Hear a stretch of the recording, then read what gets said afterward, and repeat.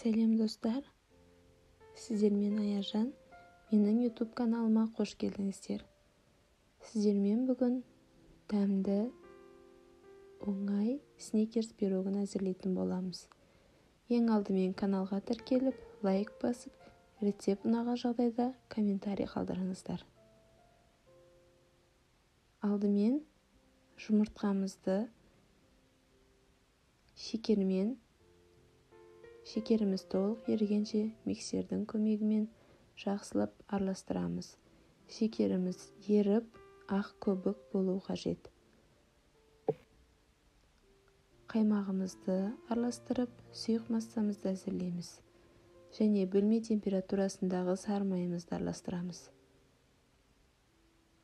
Миксермен біріктіріп, толықтай біркелкі етіп араластырып, құрғақ массамызды әзірлейміз. Яғни електен өткізілген ұнға какаомызды салып, толықтай біркелкі етіп араластырамыз. 1 шай қасық разрыхлителімізді салып, сұйық массамызды салып, араластырғыштың көмегімен қамыр илейміз.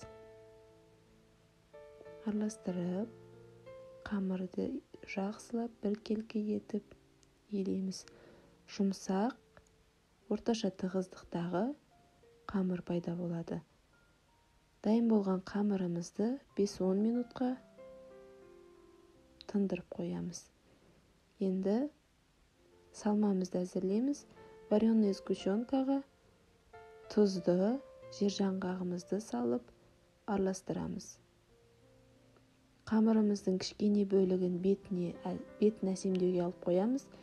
Үлкен бөлігін қалыпқа салып, біркелкі етіп жаямыз. Қамырымыздың бір шеті жұқа, бір шеті қалың болып қалмау керек. Және де вилкамен қамырымыздың шет-шетін жақсылап тегістейміз.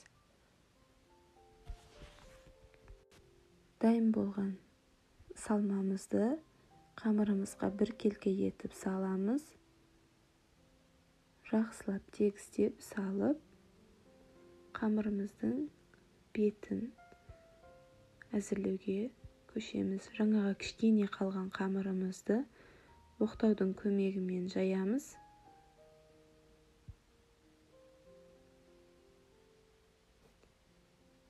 Оқтаудың көмегімен жайып, пышақпен кесіп алып, қамырымыздың бетін жабамыз. Осы уақытта пешімізді қыздырып қоюымыз қажет. Қызып тұрған пешке 180 градуста 35-40 минутта пісіріп аламыз.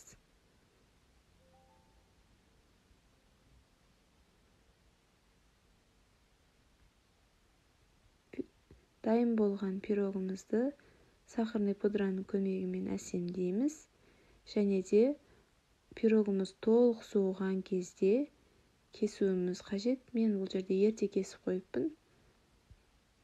Негізі толық суығаннан кейін кесу керек. Дәмді әрі тойымды пирогымыз дайын.